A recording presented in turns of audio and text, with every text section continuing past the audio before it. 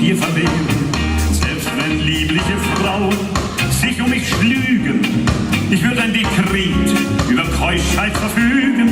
Selbst wenn vor mir Venus dem Schaumbad entstiege, ich ließe sie schäumen, weil ich dich liebe.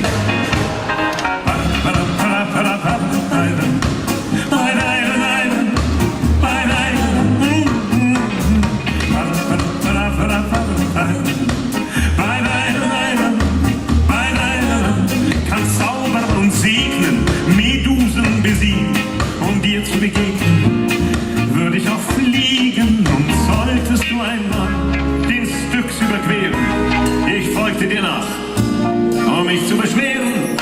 Ich stiege wie Orpheus in den Hades hernieder und sänge bestimmt die schöneren Lieder. Dann lockte ich dich zurück ins Weltengetriebe